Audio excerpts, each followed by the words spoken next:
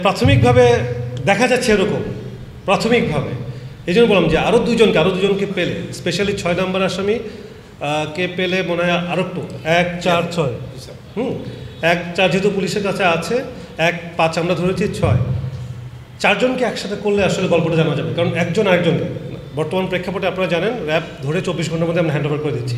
So আমরা যে একটা ক্রস চেক করব সেই চ্যালেঞ্জটা কিন্তু আমাদের মধ্যে রয়ে গিয়েছে। সো থানাতে বাকি ইনভেস্টিগেশন হচ্ছে, বনানী থানা এটা বেটার বলতে পারবে সত্যি কথা বলতে, কারণ সকল আসামি এবং রিমান্ডের যারা নেওয়া হয়েছে সবাই কিন্তু বনানী থানাতে রয়েছে, ওনারাও বেটার বলতে পারবে। বাট আমরা আমাদের তথ্য প্রযুক্তির মাধ্যমে এবং গোয়েন্দা তথ্যের মাধ্যমে কিছু কানেক্টিভিটি তৈরি করেছি। কয়েকটা পরিবার থেকে আসলে এরকম, বিশেষ করে যারা বহিরাগত ছিল, 3 জন ছিল বহিরাগত, তাদের ব্যাপারে আসলে পরিবাররা খুব বেশি পজিটিভ কোনো কিছু আমাদের সাথে মানে ফিডব্যাক দিচ্ছে না বা রেসপন্স এরকম নাই। একই মামলার 5 নম্বর এজাহারে আসামি, তাকে আমরা ধরেছিলাম একদিন আগেই, হৃদয় মিয়াজি, লোক কুমিল্লা থেকে র্যাব 11-এর সহায়তায় ধরেছি, মানে মামলা হওয়ার 48 ঘন্টার মধ্যেই। এবং অন্যান্য যারা অভিযুক্ত আছে, টোটাল তো 8 জন সহ আরও অজ্ঞাত রয়েছে, অন্যান্য যারা অভিযুক্ত রয়েছে এজাহার নামেও আমরা ফলো করতেছি যে যত দ্রুত সম্ভব সবাইকে যেন আমরা আটক করতে পারি এবং প্রয়োজনীয় বিচার ব্যবস্থার জন্য সোপর্দ করতে পারি। আমরা হৃদয় মিয়াজিকে ইতিমধ্যে বনানী থানাতে হ্যান্ডওভার করেছে এবং আপনারা অবগত রয়েছেন, তাকে 7 দিনের রিমান্ড মঞ্জুর করা হয়েছে।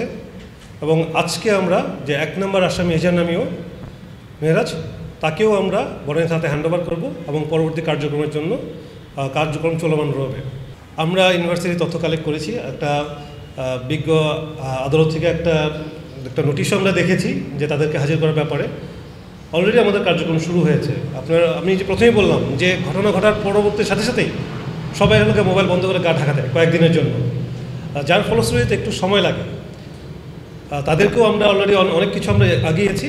আমি বলবো যে যত বেশি তথ্য দেওয়া হয় আসলে তত কষ্ট হয়ে যায় অপরাধীদেরকে ধরা পাবলিকলি।